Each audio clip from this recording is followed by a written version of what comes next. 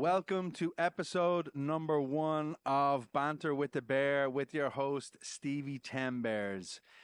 So, this podcast, we are going to just talk about random things with random people. Like it says on the logo, it's Banter with the Bear. So, for the first episode, I wanted to get somebody very, very special, somebody that I admire, somebody that is at the top of his game, and extremely funny, and they were busy. So here's my friend Steve Brown. Yes.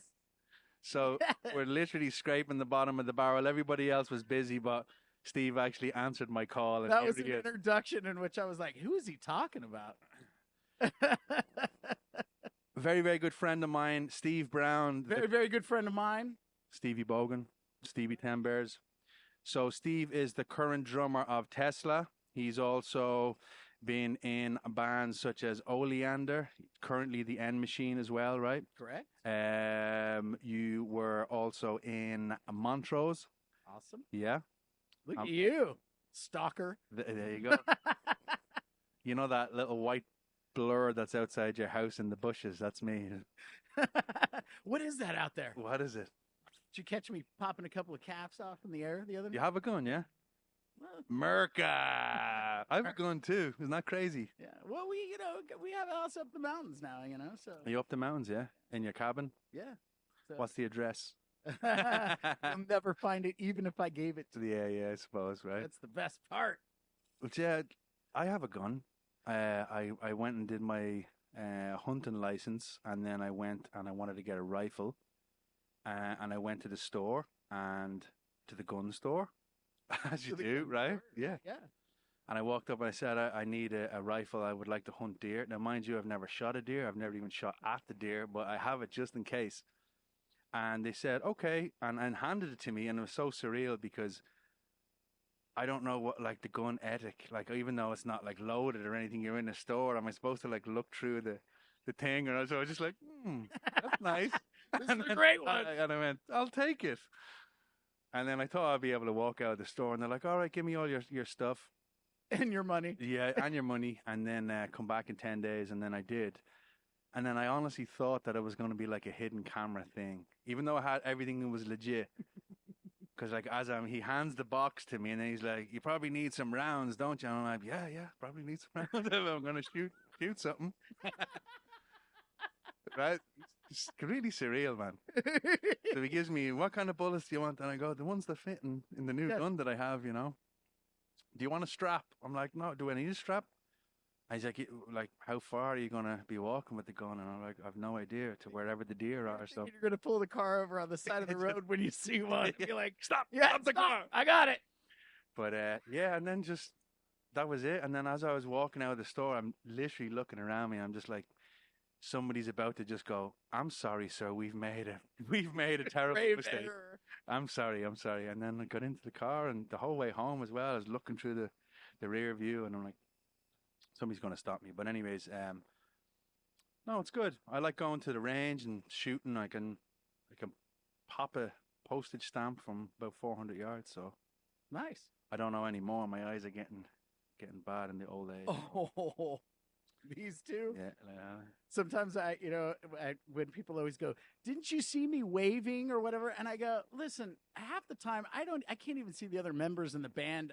If it's one of those bigger stages, forget about it. All I see is fuzzy little dots." Yeah. Like, I don't know. Like, who is that? Is that the singer? Is that Jeff? Is that Brian over there? No, it's not. Oh. If they're spitting at you, it's probably Brian, right? Yeah. If he's in my face. Yeah. How was Brian? He's good. Yeah, He's great. good. Yeah. We've been off for a couple of months, and so he was over at his place in Italy, and he's in Florida now, waiting for the next run to start up, which starts up in a couple of weeks. So Nice. Yeah, I'm hoping to get Brian on here, or go to Brian. I'm sure he'd be very receptive. Yeah. Great time over there in upstate in his house. Yeah. He's Love I the know. wife I love and all. that. I love the studio and stuff that he's got there. Just the whole vibe. Well, he was Really building the studio when we were there. We went to mix, so we were up in his like mixing suite up on the top right, floor. right. The third floor. Do you know his house is haunted? Did you know I that? don't know. I've stayed there a few times. I stayed there. Did you never get a bad vibe or that? No. No, and I'm kind of that guy though that because when we were first going to stay there, we had some shows that were about 45 minutes away or something at a casino, and I was kind of like, hey, I'm just gonna go on to the casino, like I didn't really want to hang out there. And then when I got there, I was like, you know what, this has a good vibe. Yeah. It has. Oh, it's a lovely, beautiful home and everything. But I stayed in I didn't get that. the Dulles room. Is that the one you were in? No. Oh, I don't know. Well, Dulles was the owner of the owner of house, the house. and I don't know. Like I don't see anything. I never saw anything or anything, and I'm not one of those people that's Yeah. conscious of No, that I thing. get it. Every night I slept with the lights on, right? And we were there for I think 30 days. I get Right? this picture. I You're, honestly- like, sleeping with the lights on, like I wasn't looking around. here I with wasn't the looking teddy around. bear. I wasn't. I literally left the light on, and then I just kind of went into fetal position, and then I just like curled around, and then I was just praying for light, like daylight. So one of the mornings, this probably went on for a week, and then I went downstairs one morning and met his wife. Obviously, there Right. we were having coffee or whatever, and I had said something about, oh, is there anything like I sleep with the light on? And she goes, did you see anything? And I'm like, no, I didn't see anything. And she's like, oh, I'm gonna sage the place. And I go, oh, so this is an actual thing, I'm gonna right? stage. Right? And I go, no, it's fine. Like, and then she goes, oh yeah, like where the piano is and stuff. Yeah.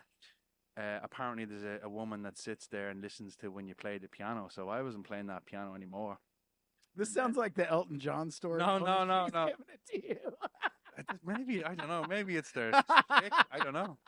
But no, he says that there's a man and his cat on the third floor or something like that, and then I don't know, like, and then we went out. It was an off day, and then we went out. I think we were playing pool or just grabbing something to eat, and then I came back and then smell of sage all around the house. Oh, She'd yeah. gone, Oh, yeah. sage that. She doesn't mess around. I still slept with the lights on though. I was Okay. just The only time I got that vibe, like a vibe like that, was a studio, which the one of the producers that did actually all the Oleander records. He was building a studio in Altadena, which just burnt down, by the way, which was super bummer. I mean, we spent so much time there. I mean, everyone did, I'm sure, not just us. But when it was being built, we recorded at his house, kind of similar to Brian's. Like, okay, it's at my house right now, and my wife's really pissed because there's the studio. oh yes, there's notes everywhere, right? Like Yeah. on the post-it notes, like don't touch this lamp, and Yeah. please don't do the dishes and those types of things at this house. But we had nowhere to stay, and we were broke, and so we stayed at the studio that was being built, and it only had one light that was like hanging from the ceiling, and it was all dirty, and it was out in the middle of nowhere, and I slept in the car.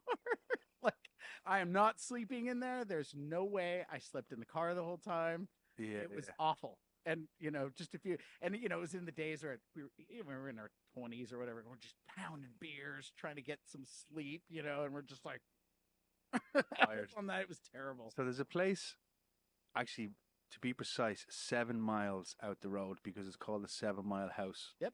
And friends of ours, Charlie and Deborah, own it. And during COVID, they gave us the keys of that place because it was closed and said, rehearse and do whatever Right. you want. And I saw you guys there before. yeah, I went out there. at, yeah, at the shows. one of the festival things, was it? Yeah, yeah. A while It ago. was a long time ago, yeah. So we did that. I was about to say we did them annually. We did them annually. But no, when we were out there in COVID, we set up inside the bar. I put the drums on the little stage that they had, and then we set up in a triangle facing each other. Mhm. I'm in the middle of playing something, and now they had told us the place was haunted after this, right? And I'll tell you that story. But we were in the middle of playing a song, and then we stopped, and then we heard a glass smash, right? And then they have those racks that are on top of the bar where you slide the wine glasses on and stuff like that. So I just assumed it was a wine glass. So I went along and I taped everything, right? Taped all the ends of those things. Went back to playing, same thing again, 2 songs later, smash. And we're like, what the fuck? Anyways, this continues, and we didn't think getting of it. And then the next time that we were in rehearsing, we wrote a song which is on our new album. And you know that feeling when you get something new and then you nail it start to finish, and you look at each other and you're just like, Yeah. Now, the distance, we were probably this far away from each other, right? Paulie would be over there, Dave would be there. As soon as we finished the song, literally all you hear is like a clap, a single clap from like right in the middle of us. I thought it was behind. Right. He wasn't looking behind him. Everybody was just looking in the middle, and we just realized and just fucking switched everything off, ran out of the place. And then afterwards, I had asked Charlie and Deborah, I told them that story, and they go, "Oh yeah, like we haven't had any episodes in a long time." And same thing again. I'm like, "Oh, so it's something." You guys wound it up. I don't know, man. So like, obviously, then I was like, "All right, well, what? Tell me." And it turns out that one of those ghost hunting shows came to there and stayed the night in the bar, and because all the mirrors in the place were like, I don't know, they were steaming up, or there was some sort of like a sludge or something on them, right? Ghostbusters. Yeah, well, they actually got somebody to come in and do like a blessing or whatever, and the priest is like, "Fuck that." I'm not joking. And then he left. He was like, "No, that's not. That's." It would be so great if you hired a priest and he just comes out and goes, "Fuck that." Yeah, in an Irish accent, right? But yeah, I don't know whether they were the exact words, but that was the general idea, the general census from the priest. But so they got somebody then. There was the TV show or whatever it was to come. They stayed there. They put up all this super sensitive equipment, and then they didn't hear from them then for 2 weeks. They slept in the bar, right, exactly where the gear was, and then heard 2 weeks later then going, "Oh, you need to hear this," and they met up, and then they played, which was amplified the sound, and it was a little kid saying, "Help me, help me." Oh my God. And then somebody else, I thought you were going to say like it was a band playing your song. Yeah, Rip off. the fucking bastards. But I forgot the part of the story of when we were sleeping in that place in Altadena. We were going around we were kind of freaking ourselves out at first, it was like fun, and it had this out of tune piano, and like everything for a horror story. Yeah, it was One string and great. Our singer was playing all this weird shit on the piano. But we went upstairs and started looking through these rooms, and there was like, in the corner there was like a bloody knife, and then there was like this altar set up, candles all over the place. No. And so we were so freaked out. And we were like crying almost, and the next day we get there, none of us had slept, and here we're going to start tracking this record, and we go to the guy like, "Dude, this place is messed up, man. Have you been over there?" And he goes, "What are you talking about?" And we're like, "We went in this room, there's a bloody knife and an altar and a thing." And he goes, "They were filming a movie there last night." Like the week before they were filming because it's in such disarray. It was a perfect house for this, Out all the windows were just trees and mountains, and it was just all this cool stuff. And he was like, "Yeah, dude, it's not haunted. They were making a movie there." He didn't tell us any of this, though. He's like, "Yeah, man, come on down. You can sleep in the studio. It's totally fine." Yeah. How many times have you heard that? Yeah. Well, I slept in Brian's studio, and there was nothing like studio in Sac when we did our album, and I stayed in the drum room, which is tuned to near almost zero. So like when everything was shut off, I could hear, the ee. Yeah. And then you could almost hear your organs as well, and I was like so uncomfortable. So I used to have to sleep with white noise. That's what the mountains are like. Like, I realize when I get off the road, and I'm like, "Honey, we're going from the airport to the cabin. Let's go." And I get up there, and I'll be walking around, and I'll be like, "Oh my God." At first I was going, "You hear all those crickets?" And she's like, "No." there are no crickets. And I'm like, "Oh no." Oh no. Just tinnitus. Just I'm like, "Oh no." But so I know it's like sometimes I'm laying around there and all I can hear is just that and like your heart beating. It's not nice. I remember meditation though. It is. I do a lot of meditating right now, and well, not right now, otherwise I'd be out of it. Well, but maybe we should. Maybe that's what the show can be about in the future. We can just You and I'll sit here meditate. and we'll just do meditations. So somebody friends of mine had got me a Tibetan bowl. Ooh, You yeah. can't do that yourself, otherwise you look like a psycho. Yeah. You're just going.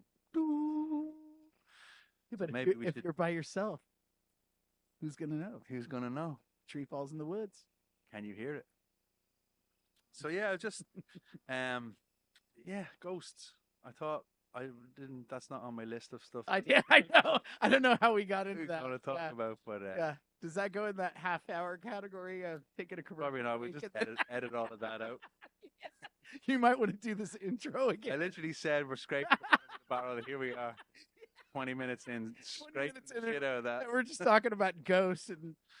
But yeah. So let me ask you about the Tesla deal. Yay. So now last time I saw you, you had just got the job. I haven't seen you since. Did we see each other then? Let's see. When? Okay. No, I think you were just. I think you were just got it. Okay. When were you guys? You guys were in the studio in what? 2019 with? No, it was COVID. Okay, so it was 2020. I mean, it was after COVID. Brian had the Santa Manson thing. Yeah. It was COVID. Yes. So yes, right after that. But unbeknownst to either one of us at the time that was going to happen. Yeah. So that's what I was saying. That's around that time, and then a few months later, then you were got it. So what's that been like since? It's been great. Yeah. I mean, it's been cool.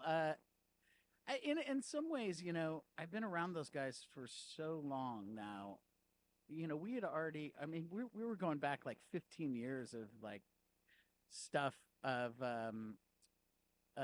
doing recordings and stuff together, and like I played on Frank Cannon's solo records and doing Jeff Keith's stuff. So we all knew each other, so it was kind of comfortable, and this had come up before, like, and I've subbed for Troy when he couldn't make it, certain things. So, the cool part was, he picked up the phone and called me and said, "Hey man, this is what I'm thinking about doing. And is this something that would interest you?" And at the time, as life would have it, there was other things going on. And I almost said no, and I was like, let me think about that. Now that it came up, after all of this time of talking about this is going to happen. I mean, this has been going on for 15 years, Yeah. And then when it came up, it was like, maybe this isn't such a good time. And then I thought about it for a day, and then Brian had called me. "Hey, man, you got to get out of here." Okay. So, and it sounded just like that. He does. Not It's really. a great impression. That was, that was really what he sounded You've like. less facial hair than Brian. That's the only thing. Otherwise, we're like, is that Brian Wheat? Is that Brian really over there? No, but and so it just felt like a comfortable thing to do. And the first show came up, but we rehearsed, I think, maybe half a day or something like that. And then just my first show was in Virginia, and we were kind of riding the bus, and Frank Hanna was like, "Hey, you all right? We're just kind of checking in. You okay?" And I thought about it, and I was like, "Yeah, I feel pretty good." I mean, we've all. It just seemed like normal. We've all known each other for so long. Yeah. It's like I knew it wasn't going to go horribly. Yeah. Which is usually always in my head. That's my first go-to. Oh my God, this is going to be horrible. Yeah. And I'm going to be embarrassed, right? I'm going to ruin it for everybody. Well. And so, I only did half of that. I only ruined half the day. No, but your ability to be able to just slot into the things is unbelievable. I don't know if people know this, but back in 2019, when my mother passed away, we had a show booked in Sac, probably the hottest day of the year, I think it was that day, right? It was the outdoor horrible festival or whatever it was. But rather than pull the band from the show, there was a plethora of drummers that came forward to substitute for me, and you were one of them. So yeah, thank you for that. But that's awesome. How was it emulating me? It was. You don't have the smell. That's what the boys said. He smells a little bit better than you, and he's friendlier. He's friendlier. No, man, it was fun. I mean, I was obviously I was a fan of you guys anyway, so I was really stoked that under a really shitty circumstance. But of course, I wanted to be there to try to do that. I mean, as it turned out, it was so hot that day that I think all of us drummers and whoever the crew guys were, we were the only ones there. Let's face it. Yeah, yeah. Everyone was crammed inside in this like air conditioned room, and no one gave a shit what was in that room at all. I bet they just wanted to go in there because trust me, I was in there too. Yeah, yeah. And it was super hot that day. So you didn't miss Didn't anything, miss anything, yeah. but it was I would have loved to be there to see that. It's one thing that I've always said to the guys. I'm like, what do people see when they come to yes. see us play? How do I come across on stage? And I'd like to be a member of that show watching it. You know what Yeah. I mean? So And that's a really good point. You know, that happened not too long ago. And, you know, my first couple of Tesla shows, of course, you know, like it's YouTube and I got to see, you know, how I do, you know, and I was just like, and there were just snippets here and there, like somebody put up on Facebook. But one night we were sitting watching, I don't know, something on YouTube, and it was probably an End Machine video, which it came up, and then we had just done some Vegas residencies, and I wanted to watch some of the Vegas stuff, and I had no idea. Like, there's all this stuff going on behind screens and everything, right? and Yeah. it gave me this funny perspective because I thought in my me head at certain points in the show, I thought people were looking at me, and I'm like, "Yeah, what's up? How you doing?" They're not. They're Screen. looking at this cool thing Yeah, yeah. that's going on the screen behind me, and I looked at my wife and I go, Does this go on every show like this?" And she goes, "Yeah." Yeah. What do you think? And I'm like, "Oh man, I thought it was me." It's funny because you say that because I was watching the video with is it Mike Mangini, the Dream Theater, Yes. and he's got a little. It's a car rear view mirror, and it's on one of his stands, and it's so he can see the visuals behind him. Because Ah, he's timing it to that. wait, hold on. He's timing.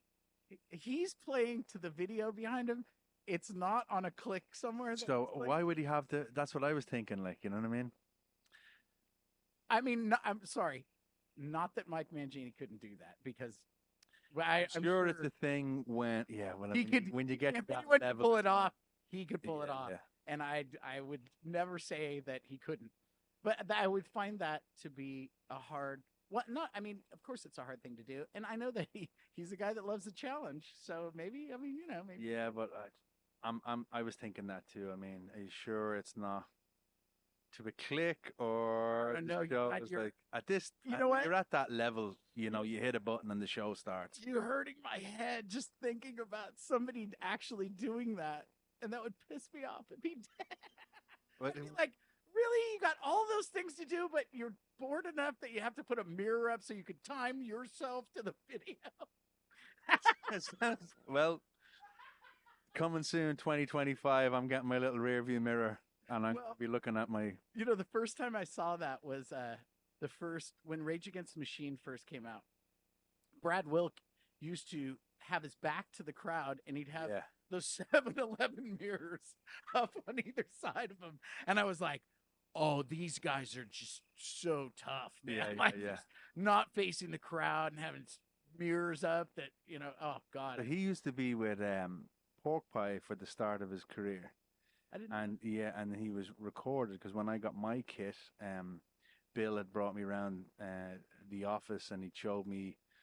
He basically has this tiny little place and then a tiny little office, but I mean, there's just gold records of all of these things that the bands have sent him. You know, one of them was Rage, and I go, I've never seen him play that kit, and he goes, oh well, you know, he used it on the recordings, and you know, he was sponsored by somebody else, and you know that kit never made it on stage, and I'm like, that's a little bit funny, but he said, yeah, such a humble guy. He goes, like, just when they had basically taken off, he rocks up to the place, just like I did, excited to get his hand-built kit, and then throws it into the back of a little shitty Suburban, and then, you know, fucks off and goes on tour with Rage Against the Machine. And actually, funny story about that too, Trey Cool, one of my favorite drummers, he was with Pork Pie for years, and that's why I kind of always wanted a Pork Pie kit. But when I went into the office again and I saw that gold record from Green Day, there was only like 10 of them made, and it was for people that were with them from the start. Right.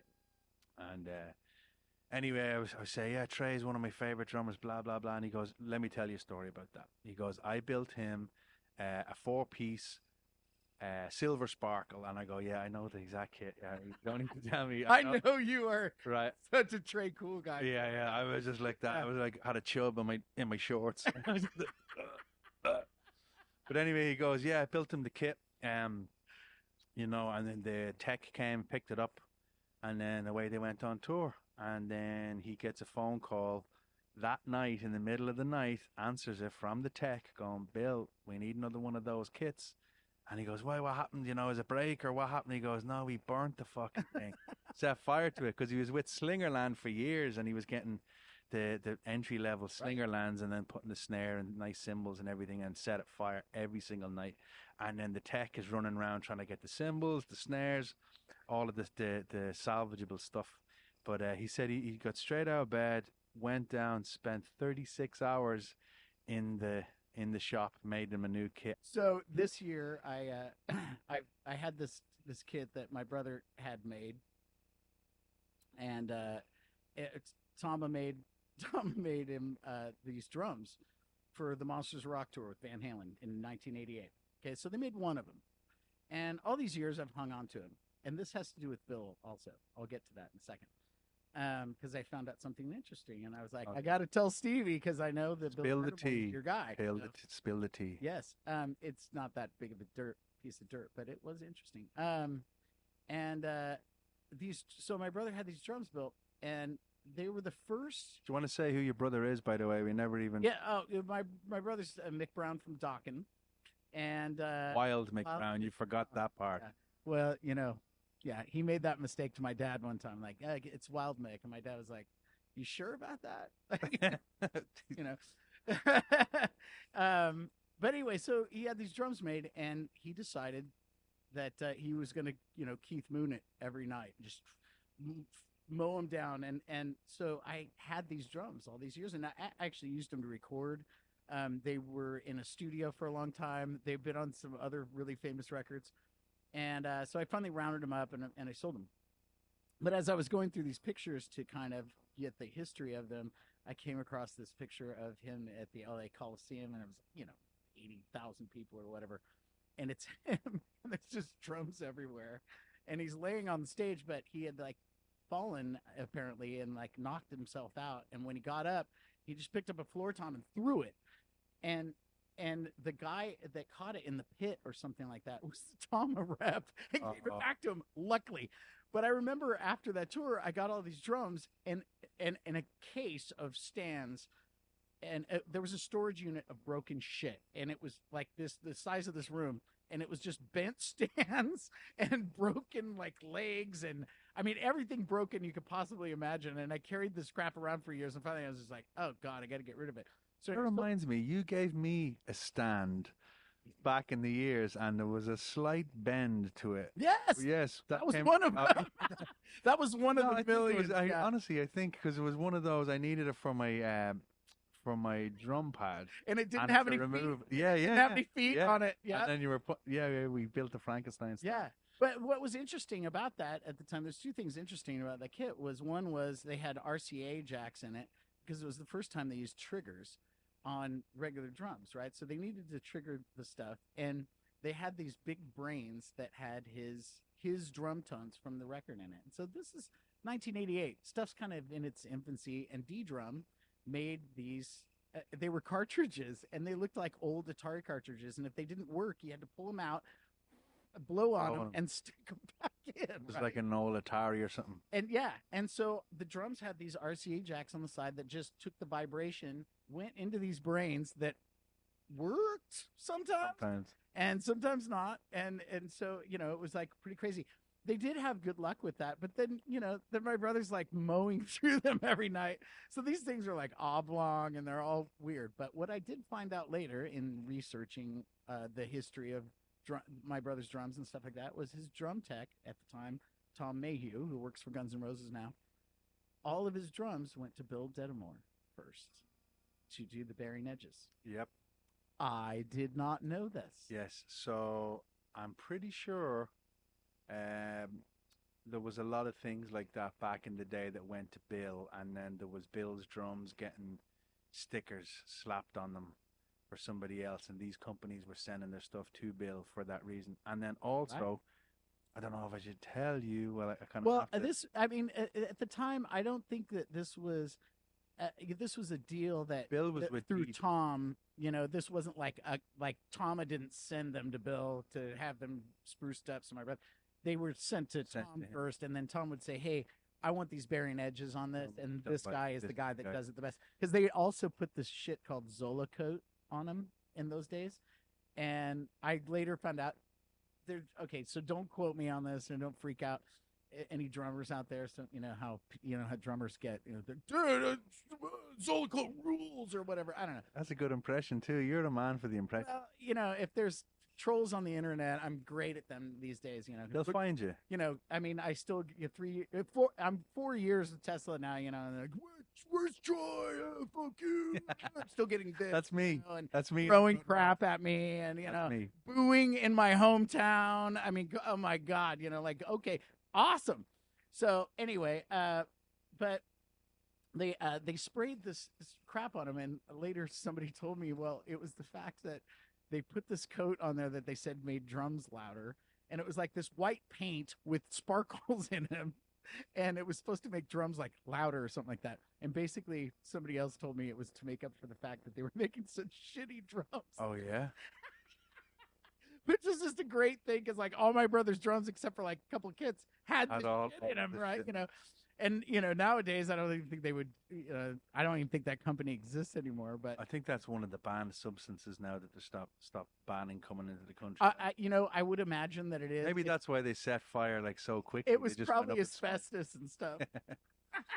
But yeah, I think we are going to go to a commercial break, right? All right. So if you need to go to the little boys' room or anything like that, I do. Do you drink tea?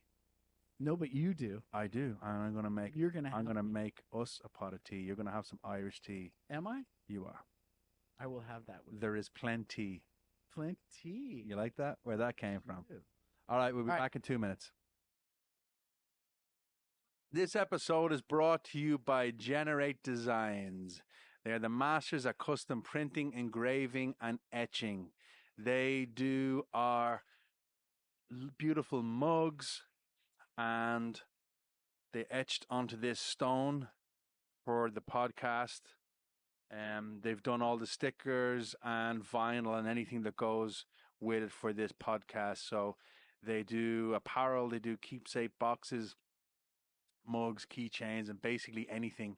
If you can think it and you want to print it onto something, they would print it for you. So let's just say this: if you wanted a picture of your family printed on a nice little mug so you can enjoy your morning tea or morning coffee, they would do that for you. If you wanted a picture of your wife's breasts printed onto a polished stone, I'm sure they could figure that out for you too. They don't have any order limit, so you can order one or you can order 1,000,000. There is no limit.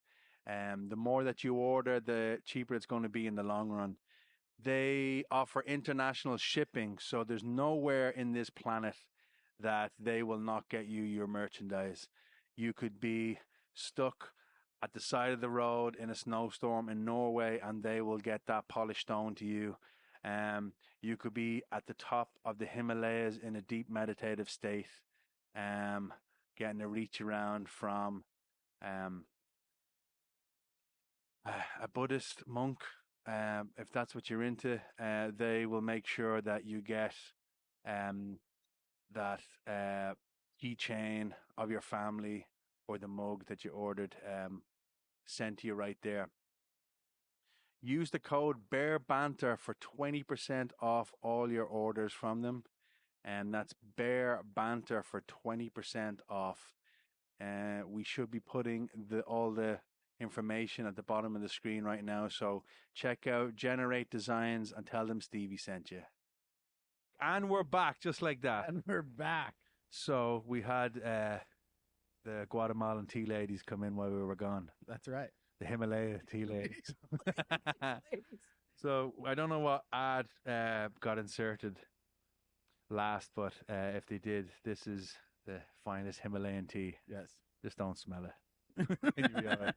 So this is Irish tea, Okay. all the way from Ireland, right? You want some? All the way from Ireland. Yes. All the way from Just give it to me straight, baby. Just give me the goods. So, man, it used to be like beer and whiskey, and now we never now it's tea. We never had a drink together. we never drank together. That's probably a good thing. that is Both a, our sanity. that is a and real good everybody thing. else's. Yeah. You take sugar? I know. Sweet enough? I'm good. Yeah, I'm sweet. You want a little? You probably want a little bit of milk, though. Nah. All right. I don't need that. Why don't you just take it? Oh well, you're on an intermittent fast, eh? Still? Yeah. Good job. Yeah.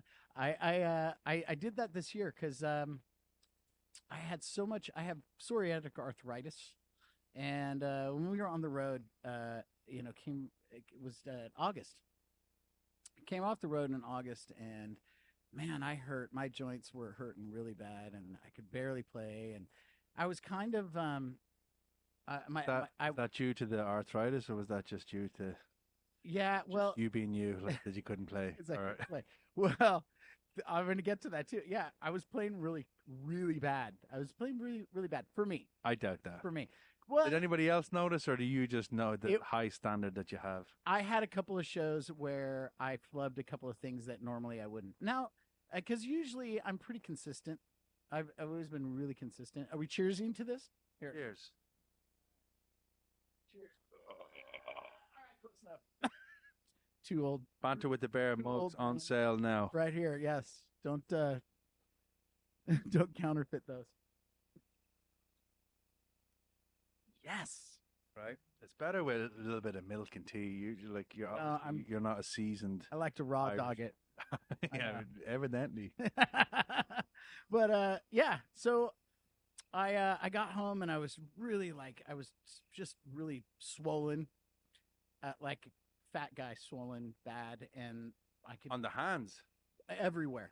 I mean, my whole body was just like all my joints were just hurting. Maybe that's what's wrong. So, with me.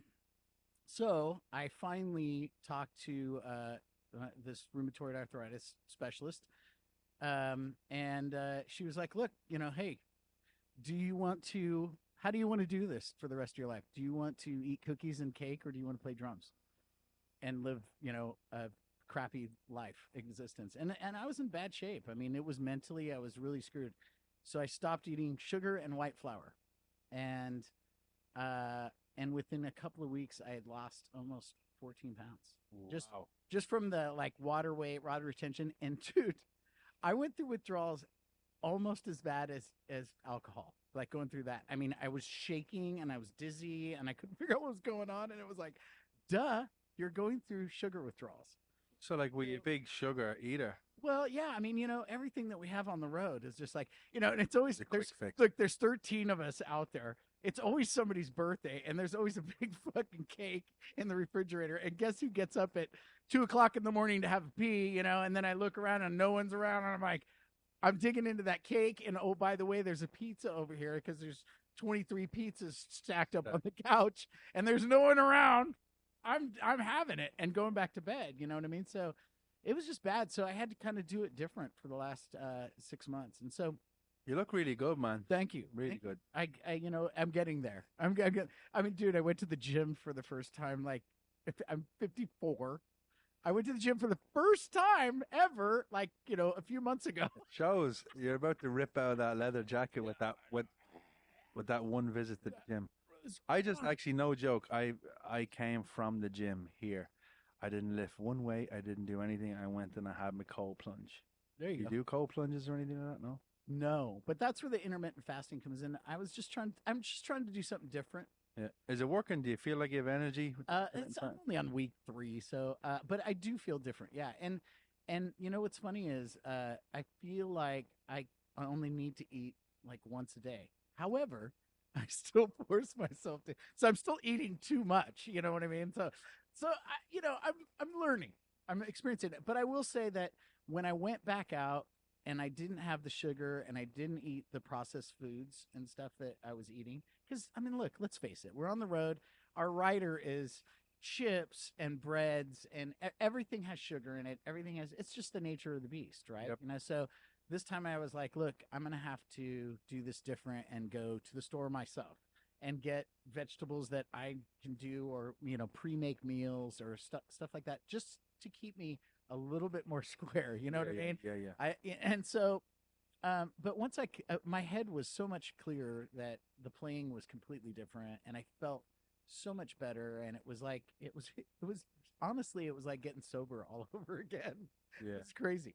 It's crazy because when you go on tour like that, you just could be the middle of the night. You stop at a gas station and you're starving, and you go in and get something, either a pre-packed sandwich or Yes. And once you're hungry, you're it doesn't. fucked. Yeah.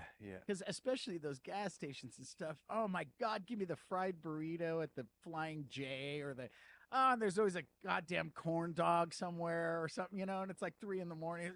Yes. Yeah, we did. When we were coming through Texas, somebody was like, "Have you ever had Whataburger?" I'm like, "What do you mean?" Oh no, we were out with Brian. That's what it was. What a burger. Yeah, Whataburger, and it was after late night or something, and I went and I think I got a burger. It was the size of my head. Yes. And the Texas. Actually, when we went out with Brian, a friend of his, Marvin, super yes. nice guy. Love Marvin. Marvin, if you're watching, how's it going, bud? Marvin. He was like, "I'll bring you to the best barbecue you'll ever have in your life." I'm like, he knows. Yeah, he knows. Catfish Corner. Shout out to Catfish Corner. You ever had his catfish? I have not. Oh, no? No. You're missing out. Beautiful. But anyways, he's like, "I'll bring you to the best barbecue you'll ever have in your life." And he was right. But you're like, "Okay." He goes, "I'll pick you up." "Okay, what time?" And he's like, 9. I'm like, 9 p.m.? He's like, "No, 9 a.m." I'm like, "What do you mean 9 a.m. for barbecue?" I know what place you're talking about. Yeah. And then anyways, he says they're done by 10 or something, because all of they're right beside an Air Force base. You've got the paramedics, basically all the servicemen go there, so it's good. Right. This line around the corner, Yes. fucking. And it's the big tables and stuff. Yeah, right? yeah. There's a few of those around the country. They're not connected, but they're similar in that. Yeah. Like 9 o'clock in the morning eating barbecue, and I'm like, why is my heart hurt? Yeah, they don't mess around either, man. Texas don't mess around. But anyways, I wanted to talk to you about your sobriety. It's 11 years now, right, that you're sober. Right. Yeah. Well done on that. It's been a good journey. It's been awesome. I was thinking about our history together too, which kind of wraps around this. I was talking to my wife today about some of that, and do you remember how we met? I do. We did a benefit. We were doing a benefit. It was at the place called the Townhouse that became Holy Diver. I think it was Holy Diver when we did it, when we did that benefit. So you don't remember the first time then? You just remember the second time we met? No, that was the first time. We talked on the phone before that. Yeah, because that day was the first day we actually met in person. And I remember we hit it. I mean, No, was it not outside the fucking... okay, well, outside the old venue. Ironside.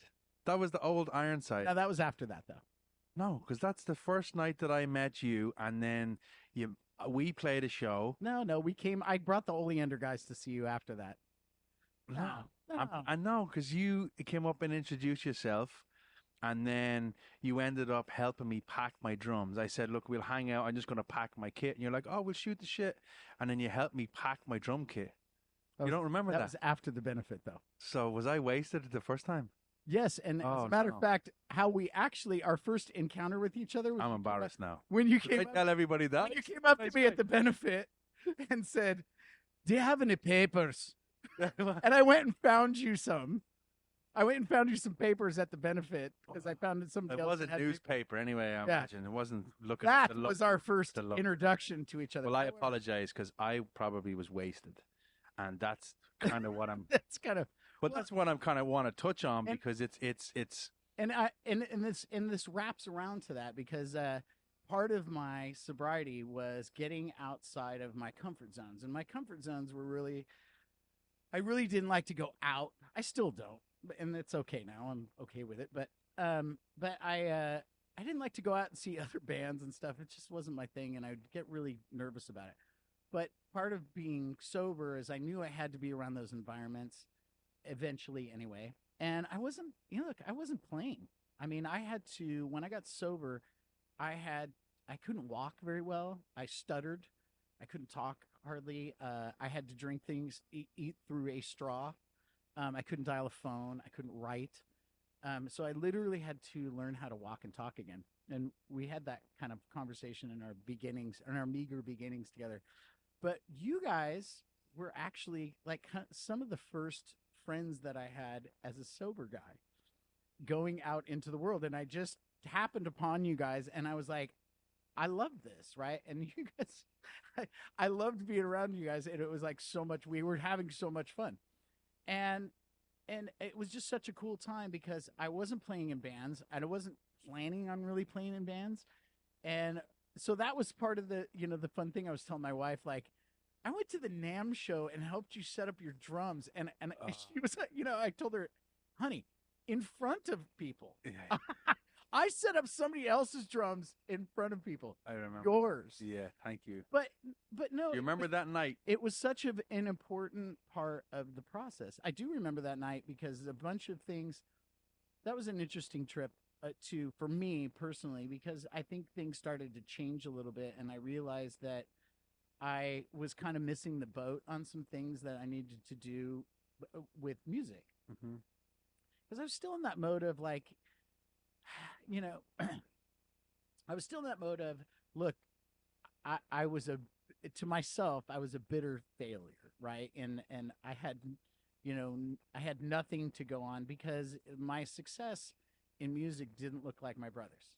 So that was part of, this, better than, less than thing. That's part of alcoholism. I just found out, later on when I got sober, it was like, hey, you're not this, you're just an alcoholic, and when things got to be put simply like that, I got to be like, oh, okay, well, this is the thinking part is part of it. So being around you guys and being able to hang out was a really fun, but you guys were a big part of my early sobriety, which is that's crazy to say. Because you guys were nowhere near sober. No. And I'm out, like our first meeting, you came up to me and you were like, papers. Who's got, anyone that's big? Hey, who's got the papers? That was it. And I was like, did I sound like an Indian man? I know. I know that was a terrible accent. Have you seen any papers? I know. Please go get take papers. Please do not touch the hot dogs. They're strictly ornamental. Anyway, but yeah, I mean that was a big part of it. And then things change and our lives blow up in different directions, and but what a cool time. I mean, I loved that time, but I was realizing today and on the way up here, I was like, God, that was such a big part of my early sobriety, was going places by myself. Like I drove up here and went to the 7 Mile House by myself in public and went into a bar by myself with someone else just to see you guys and hang out. I didn't know it was like that. I know we talked about the sobriety and everything, and obviously I was supporting you the whole way. I still am super proud of you and stuff. And I didn't know at that time that it was that's how severe it was, that go in the car. And I don't think it was a conscious effort at that time. It wasn't like, I have to do this and I'm going to just did it. Nutty Irish guys and hang out with them. I mean, it just kind of happened, and you guys like popped into my life, and like I was like, this is great, and we had a great time. Still do. But yeah. But just to touch on that though is we talked about the Tesla thing and other things, and other bands had come up in my life around in a circle. And if I look back and I think about the times that when I was drinking, I was like, bitter, like I should be doing that thing or whatever. There's no way I would not be able to handle that situation, and this time around with some sobriety under my belt, and a little bit of knowledge of what that was going to look like, I could handle it better. I mean, look, little do I know there's still issues, and I'm still an alcoholic. So, I mean, duh, there's going to be things that I have to work on in different ways. But what point did you say, all right, I have a problem and this isn't normal? Well, that would have been my second hospital visit when I showed up to the hospital dead, pretty much from drinking, and I had a seizure, and then I woke up in the hospital for the. This was not my first visit to the hospital, so I think at that point, recovery became the last house on the block. It's like I can no longer do this on my own because I had quit drinking before and been on the road and had to when I was playing with Ronnie Montrose. I was sober 2 years, 2 months, and 13 days. But who's counting? Right? So just white knuckling it, and I'm thinking I'm getting by, but part Were you going to like AA and? I was not at the time. I was just white knuckling it and thinking that everything was okay. And really what that was kind of an ego thing. It was money, power, and prestige, right?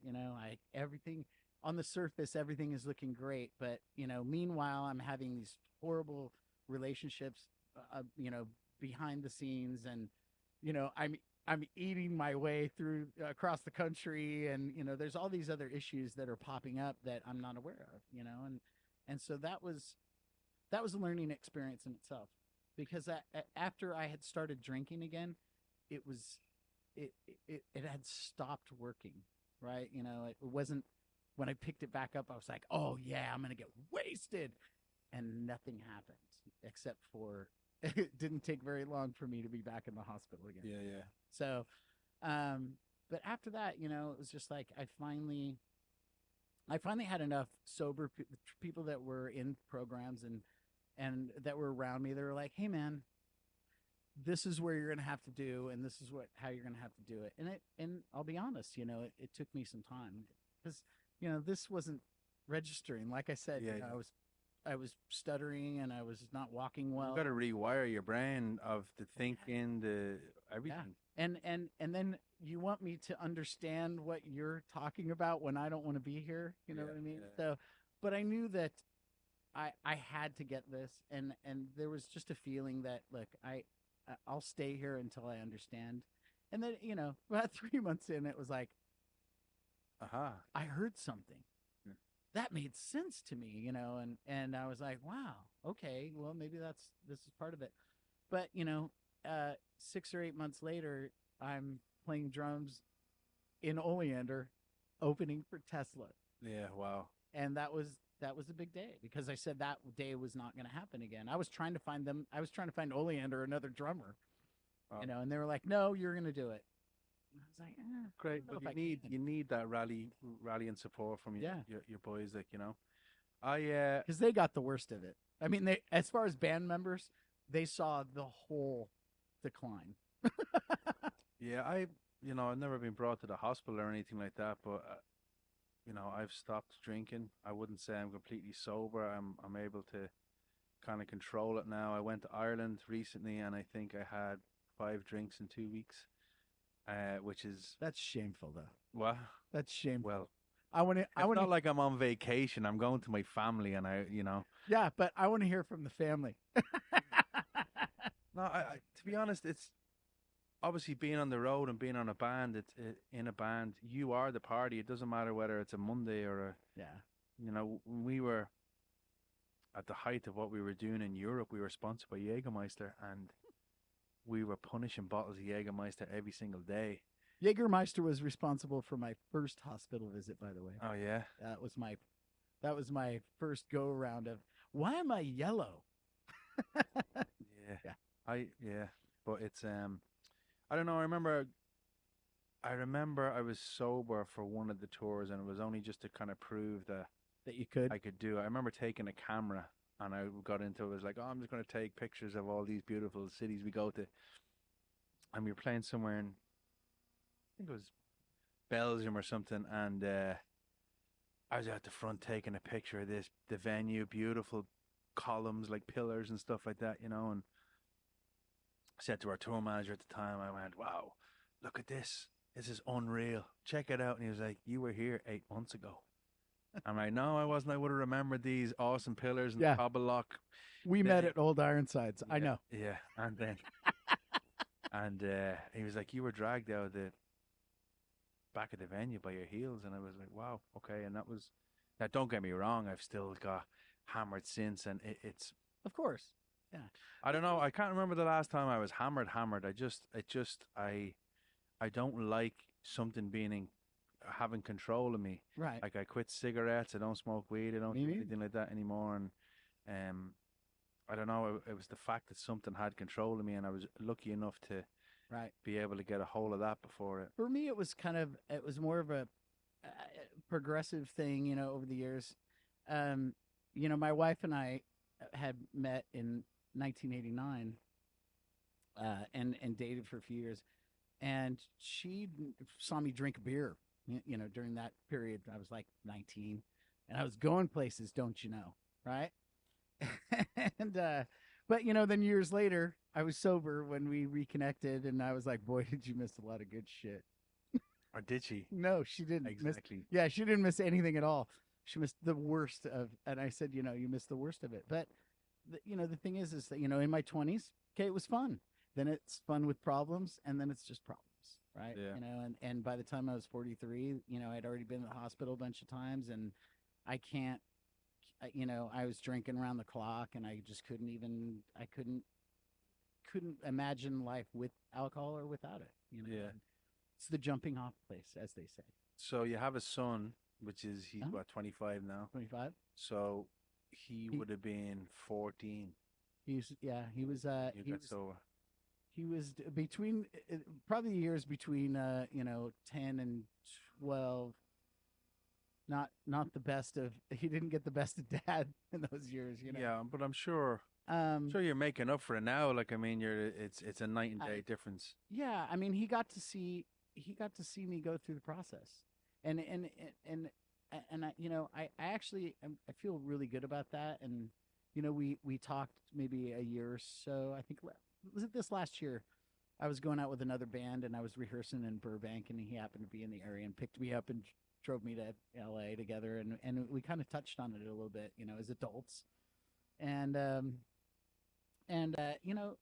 perspective is everything. And so his perspective was a little bit different, and he still felt a certain way, like there was uh some things that he needed to say or whatever about it. And my perspective was I just would never forgive myself for those years, and I can't take them back. But what I can do is try to stay here, and stay present. Yeah. And that's not always an easy thing to do, especially the more years the road narrows, as they also say. And it's a daily ritual. It's a daily thing that you need to make sure that you're aware of.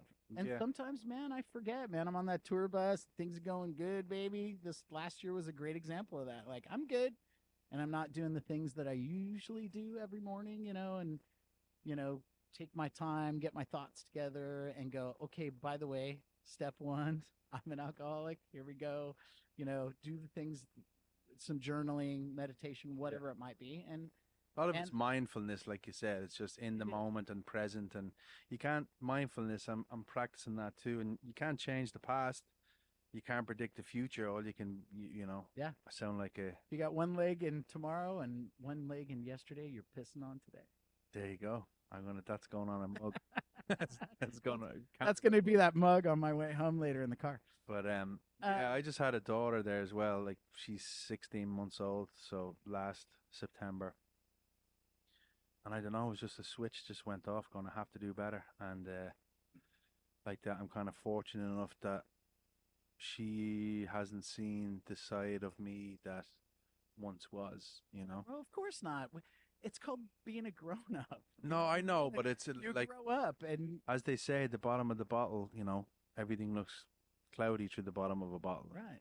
Like I wasn't waking up and, getting hammered or anything, but definitely smoking weed all day, every day, wake and bake, falling asleep down with a joint in my mouth, and then And you're not present. all the stuff in between. Not present, no. Well, I think a lot of mine that comes through, alcoholism and stuff too is fear.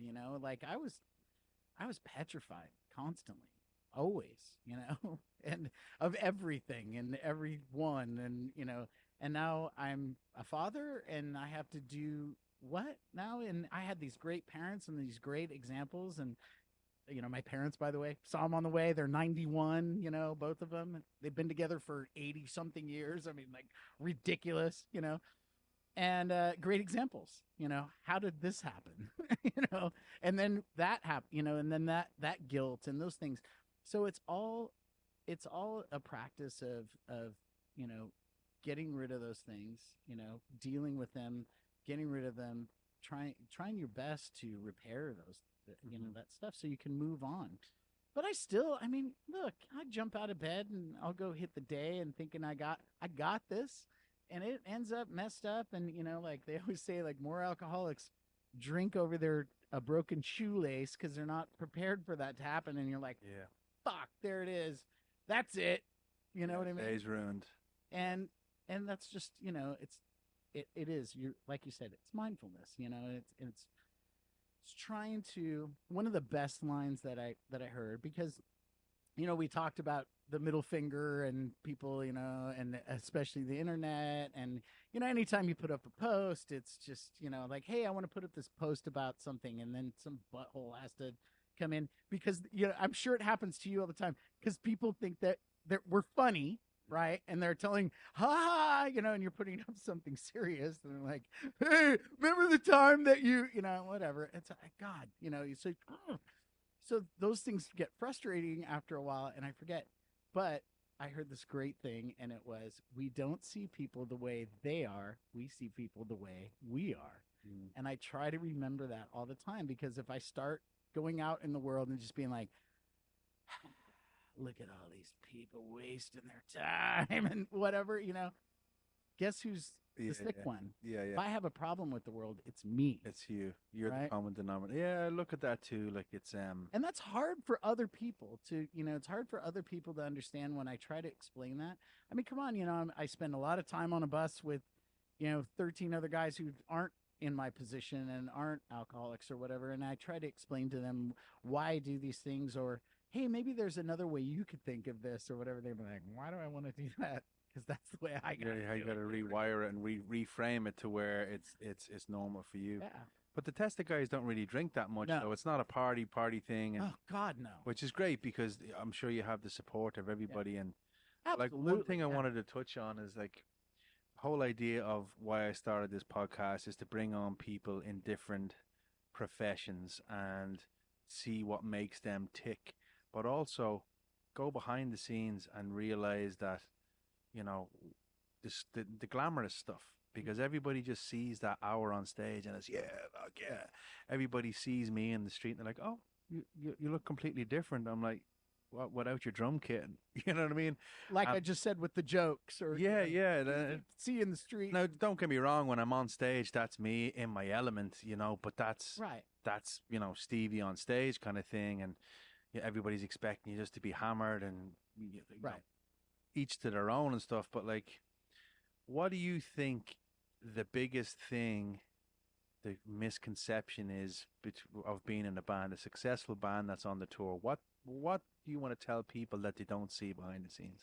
Well, I think, the thing that people miss is all of the hard work that goes into. Okay, yes. Do we go to different towns every night? Do we get to travel? Yeah, of course we do. But, look, we we go to a town. We get there at 5, 6 in the morning. The crew gets off at, the bus at 9 or 10, and then they set up the show. And then, and we get off the bus and you look around and we're in a parking lot and it's a venue and it's a theater or it's a casino or whatever it is. All the venues start to look the same, whether they're, big, small, or whatever. It's just like, okay. And then the dressing rooms are, okay, got it. And there's the shower. And then the show happens. And everyone's there to party, right? Out in the crowd, you're like, yeah, we're going to party and everything. These people are doing their jobs, right? It's Monday morning for us, you know what I mean? Yep. And there's some cool, elements about that. Of course, we get to play these. I mean, for me, come on, I get to play these badass tunes that I grew up. I mean, the first Tesla record was the first record I learned playing drums almost. I mean, it was like, holy cow. And Troy Lucetta was one of my heroes going back even further than that to the Eric Martin band. And I mean, that was a big deal for me. So yes, there are cool parts about it, but there's also a lot of, so then we get after the show, we get on this bus and we travel all night. And sometimes, it's 8 hours or whatever. And you're in a bunk with, a pad that's about this thick and the bus is going all night long. And there's, whoever ate the beans is, in this bunk over here. And, so, and then we do it all over again. And then days off are in a parking lot somewhere, usually at an old mall that doesn't exist anymore. And it's like, woo, all right. Now, do we have friends on the road that we get to see on days off and things like that? And yeah, sometimes we get cool days off in cities and you get to explore. But you know what? Most of the time, those days off, you're tired. You know what I mean? I'm like, I want to go to bed.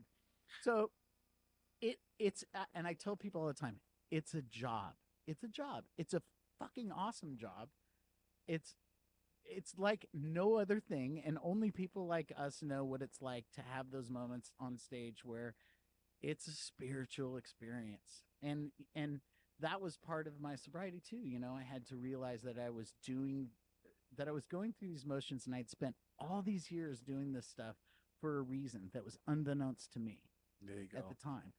And if I can get back to that and touch on that every night while I'm playing, and that clarity of mind that we talked about of not having sugar and clouding it with food and bad eating behavior, and man, there's nothing like it, because I get to look around and go, check this shit out, right? Yeah, and they're fleeting moments, because look, reality sets back in, and I got to get back on that bunk that's this big, and and smell feet all night, and and do it all over again. So there are parts that are hard, and people don't necessarily see the work that goes into it, and they're really quick, especially this day and age. Everyone wants everything now, and why isn't it like this? And they don't see the years. They don't see the 100,000 hours or whatever that went into Christ. I've been doing this for 40 years now, and I mean that's crazy. That's a crazy number, right? And I'm like, wow, look at how, and all of those years were packed with. I mean, think about how many bands and that is, and how many recordings, and I split off from my brother's path, kind of trying to be in a band, and I said I want to be in everyone's band, and that's where that the learning part of playing came in. Like, okay, I'm proficient at learning songs and remembering those things, and I don't know where that comes from. I'm glad I have it. It's happened that way. But those are my positives, I'm not the YouTube guy that can go and play Mike Mangini stuff. No, yeah. Look in the rearview mirror. I love that stuff? I love to watch it. Great. But I had to come to the realization that I'm not that guy. Yeah. I'm this guy that does this thing over here, and I do it the best that I know how to do it. Yeah. And guess where it's gotten me? So like, to all the haters, no, that wasn't really spiritual. But I mean, that's part of the thing that's really hard to get over in this business, is the people the naysayers. Yeah, but you're gonna get that anywhere. Like, I'm very flattered when somebody says, "Hey, really enjoyed the show," or "Hey, you're an awesome drummer," and I just tell them the same thing. It's like, I stay in my lane, right? And that's what I do, and I keep the beat very well, and I do me very, very well, because that's just me. But then you look at YouTube these days, and you look at a 10-year-old that's just shredding, and then you go, "All right, I'm just gonna retire." Yeah, I'm gonna give. But it's a totally different animal. It's like, when I started playing drums, it was all by ear, listening to records and trying to figure out what they were doing, until I went and they came through my town, which was in Ireland. Right. So, I don't know how long you're waiting for a band to come through, and then the excitement of going. Like, for instance, Trey Cool, one of my favorite drummers, we just discussed that, but Welcome to Paradise, there's a part in the build up of Welcome to Paradise, and he's going floor tom to the bell, right? Right.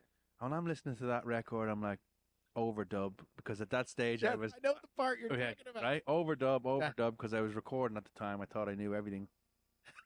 I've been recording since probably 13, 14, so that was around that time and listening to that part and overdub, and then it was almost like it was a personal vendetta. Even though I was going to see Green Day, I'm waiting for that point, and here I am, and I'm looking, and I'm up at the front, and I'm waiting, and here he is, Welcome to Paradise, ding, ding, ding, and I go, it's not a fucking overdub. He doesn't have three arms. He's fucking doing it, and then it's the realization of going, it's a mental image that you just, for me anyway, constantly taking things, and that's how you build the musician. Everybody's been doing it since the time of music. Yes, but I think I think part of what made it work for me and made me become adaptable to doing different things. I mean, Troy Lucketta's got some complicated parts, and a lot of my friends were like, "Well, how are you going to do that?" I'm going to do it like I know how to do it because I learned how on records to figure out how to make the part still sound like that part, but play it like I'm going to play. So a lot of my experiences with Rush records, right? Everyone's got the Rush record story or whatever. And a lot of it was sitting down and figured out. I mean, God, I don't know how many months I must have spent playing Hemispheres, like the whole half of the record, right? But it was dropping the needle and going back and then going, well, it's got to be somewhere in here or whatever. And then, then as an adult, I watch it and I'm like, I wasn't even close. No, but in your mind. But I got away with it. But that's kind of what I wanted to touch on too, just when you said that. So when you took over from Troy, were they expecting, now obviously there's certain parts and catches and feel and everything like that that you need to do to replicate that song, but like were they anal in going, hey, you need to play it like that, or they would just let you do your thing? No, I think, and one of the parts though too that you have to remember is that I was already around them, so they already knew how I was going to play anyway. But I don't think my goal was not to change the parts. Of course. And I think that after that kind of experience, I think, after years of experience, the parts that are the important parts of songs. Yeah. Especially those songs. Yeah. And those drum parts there's some iconic parts in those. Yeah. And they need to be there. Yeah, of course. And where I learned that was the Montrose songs. That first Montrose record, my brother had played the Montrose stuff before me, and I called him and I said, how did you approach this? And he said, listen to those parts. Those are drum parts in those songs that make those songs those songs. Those songs, yeah. They're signatures. Signatures. And Ronnie, I think that that was a good example to me of how that works, because he had so many drummers prior to the both of us that were on their own plane and had their own ideas and their own ways of doing shit, and he was miserable, and he disliked what they were doing because they were ruining his song with all their bullshit, as he would say it, So I already knew kind of how to do this, and sure, there was parts that I needed to adapt. There was a few that I needed to adapt to my playing because Troy had a different way of doing stuff, and I'd be the first one to admit that. But they weren't things that anyone was going to miss, because I was going to make sure that there was a drum fill there that was going to fit the song. Yeah. But as far as the playing, I'm a song guy. I learn the songs first. I learn how to play the songs, where the breaks are. The drum fills come last. Yeah, of course. And so, man, nothing makes a band happier when you learn the song. Yeah, the song starts, the verse is there, it has a break, the pre-chorus, and chorus. You're not speeding up. Yeah, I think the biggest thing, maturity that I found in my playing, I did a lot of session work too, and I'd have back in Ireland people call me up and singer-songwriters or whatever the type of band was. And the biggest step in maturity for my playing was play to the song. Not like, don't put the newest fucking flashiest thing that you've learned into the song. And still, I see people doing that to this day, and it's great. Now, there's some bands and drummers out there that are making a living off that type of playing, but if especially me being in a Only three-piece band. on the internet. Yeah, but no, there is bands. Yeah, but there's like You're obviously right. the flashy drummers. But Travis Barker, for instance, Okay. right? Flashy, made a career out of doing it. That's But their sound. he also plays the songs. He also plays the shit out of them. No, but I mean, I'm talking about like Yeah. there's some of our parts where we're as a three piece, we're all just locked in, and that is the power when we're all sitting there locked in. The Right. boys aren't playing the flashiest thing that they've ever learned, Right. you know, and nor am I. But together, it's this fucking powerful And unit. with the three piece though, you can get away with a little bit more, especially the drums and bass. Yeah, well, it has to can. be. Yeah, you I'm not can, saying you do, but I'm just saying. but it's I think the most fun I had playing in a band was when I was had a three piece band and the bass player and I just went berserk all the time. Hey, guess why you never heard of that band? You know, that there's a reason why, right? But I mean, I think that just can't. I have a lot of friends, and especially, you know, I get a lot of people write me and from across the country, this is also one of the cool parts about, you know, being out and playing and stuff, and is, you know, connecting with people and you know, making new friends or having experiences. And I get a lot of questions from other drummers and stuff, and it's usually about stuff like that. And I'll look at what they're doing, and, you know, I can't figure out why I can't do, you know, get in these bands and do all this stuff. And most of the time, what it comes down to is you have to be in a band. You know, this is like not your version of a lot of times that the blockage is that they have this mental thing of, I need to make these parts, you know, I need to make my drum parts the thing that's in the song. And it's like, no one wants to hear that. But that's the same with any band member or anything like that. And But that's maturity again. Yeah. You know, okay, look, you know, and everyone wants to make the argument about Rush or something like that. Okay, well, yes, there's only one of those guys. You know what I mean? Yeah, Like, yeah. that guy, that was the guy that did that. You know, he can play those parts.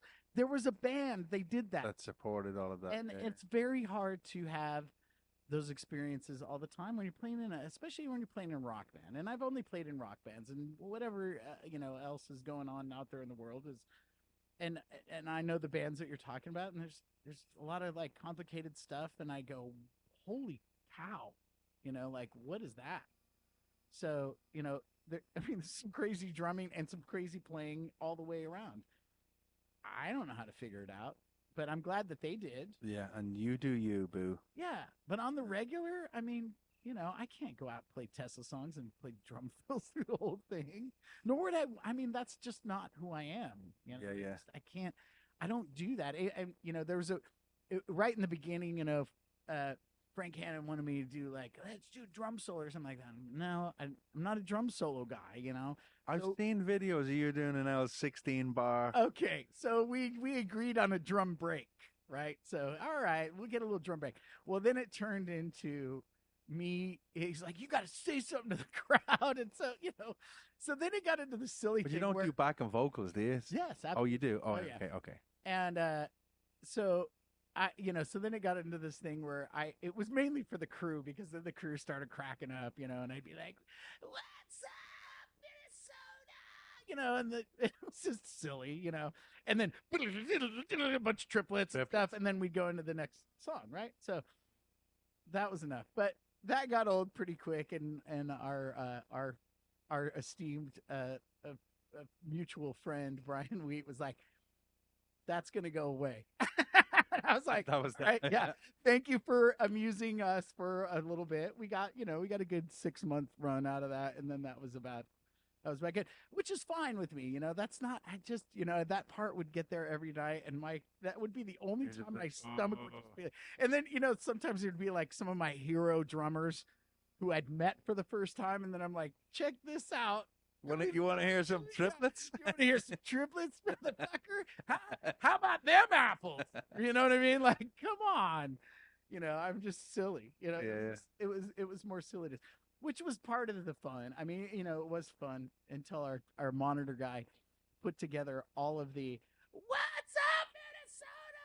What's up, Florida? What's up?" and it was bad. Yeah.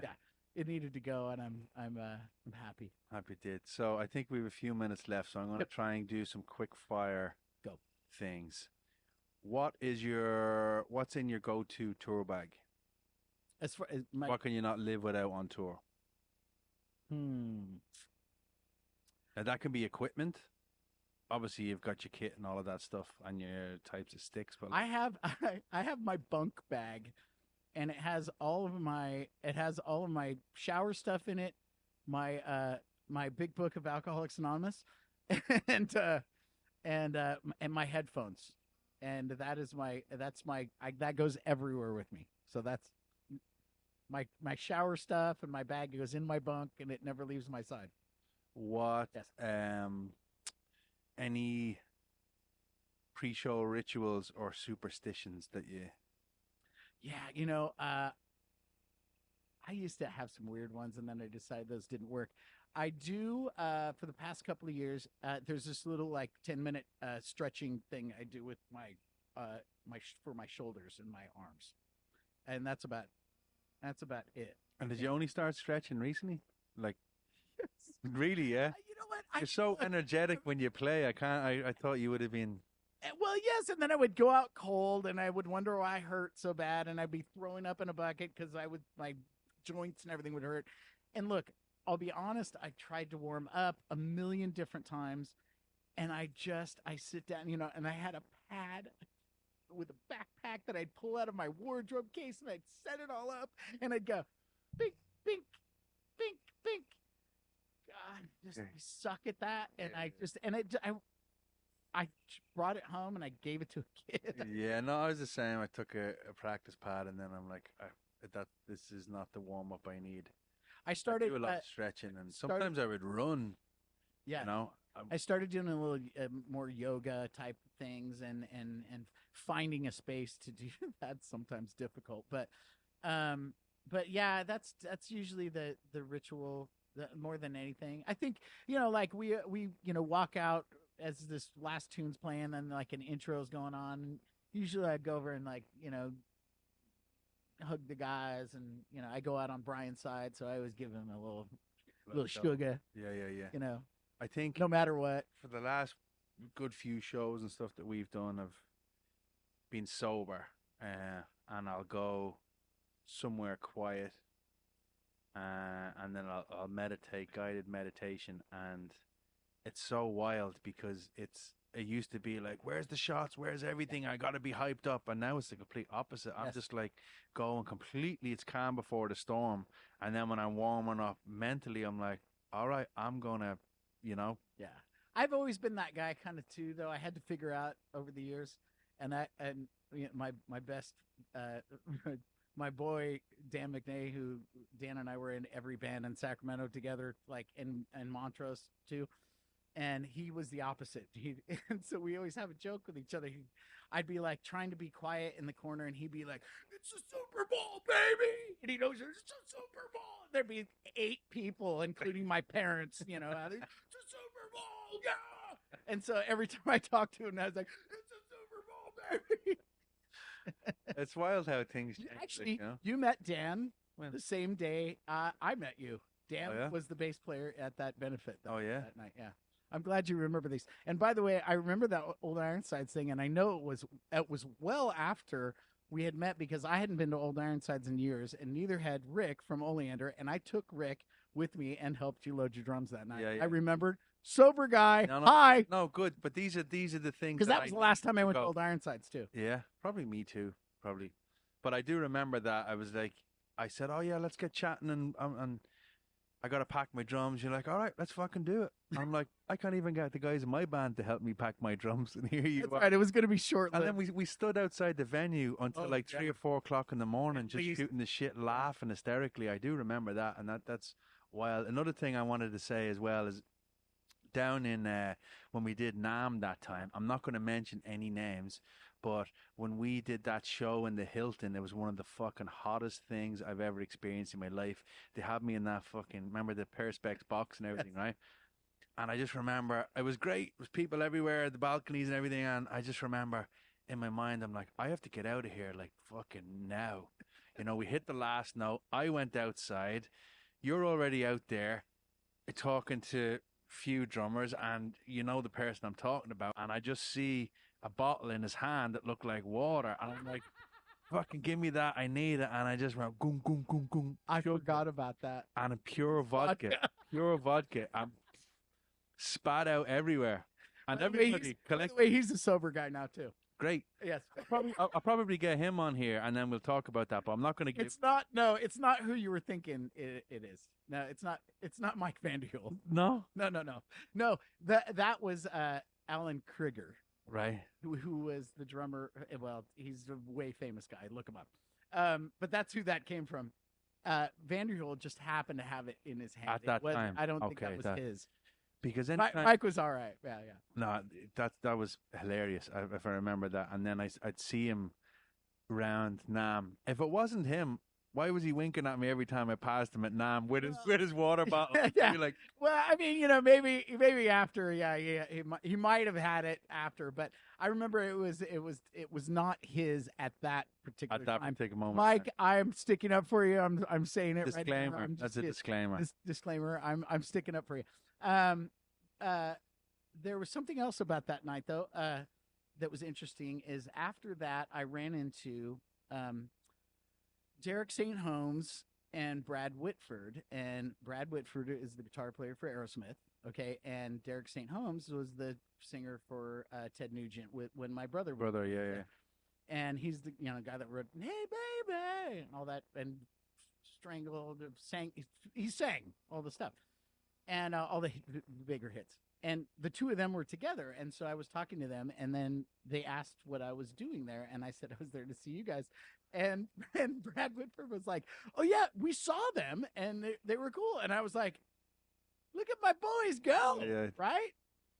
And which was kind of funny because they have a band called Whitford St. Holmes, and I was trying to work my angle in there, and we sat down, and our mutual friend Vanderhill kept walking by. It was great. It was a great night.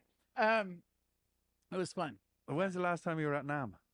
That time. Right. I think that was the same for me. Yeah.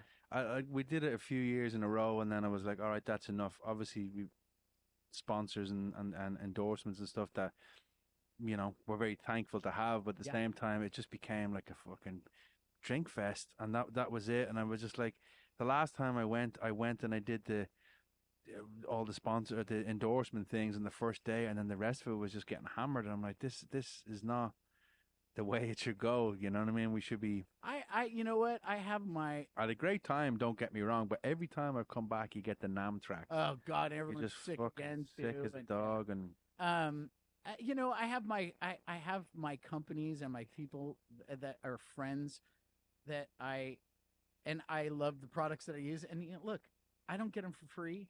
I pay for everything I have. And there's no, but I like what I have. Yep. And these are the things that I want, and I want nothing else. And I don't, it's like, I don't need to go to NAMM to do that unless somebody asks me or whatever. But no one gives a shit about this. So I wouldn't be surprised. I wouldn't say that. I mean, in the larger scheme of things, man. I mean, they want the other stuff. Okay. Last thing. So, because we've been doing this podcast so long, who's the most famous person in your phone? Ooh, I gotta think about that. Because we're going to call him right now, or her. No, we're not. Who's the most famous person we can call? Who we can call? Yeah. I'm not calling it. I don't play that game. No, because that's why I keep my friends. Yeah. That's why they're famous people in my phone. I'm not in my phone. You're the most famous person in my phone. Well, I know, and you call me all the time. But you're here. But you're always somebody else when you call them. No. By the way, we could play that voicemail if you'd like. This yeah. Podcast. I still have it. Oh yeah. How many phones have you gone past? 4. And you've kept it every. Oh no. Maybe one day. Maybe when I'm dead, you can. After this is over, you're going to outlive me. We're going to play it. So, one last thing, right? Okay. So, episode 1. I'm going to try and continue a tradition. So I want you to leave a question for the next guest. Ooh. Okay. Well, I mean, I whoever you have on, I mean, what is always going to be what motivates them to do what they do, what their career path is. Well, or- then if you ask that, what am I going to ask them? So you need That's you fine. need to figure something else You out didn't- because you I'm all out of Hey. questions. you Don't be taking my golden you question didn't now. put any rules to it. You just said I need to leave a question for them. So is that the Hey, question? How about this? Yes, that's the question. Okay. Because that's going to be a question for everyone. That's a wide open space. Okay. I So, mean, what if you had ladies and gentlemen, it's our host for the next podcast here, Steve Brown. I'm just going to play this, and then yes. I'll just listen to the guest, and he can just talk or it could be she. It's a he. Look, I mean, people are motivated to do things for different reasons. All right. So, what motivates you to do what you do? I think at this stage of the game, it's more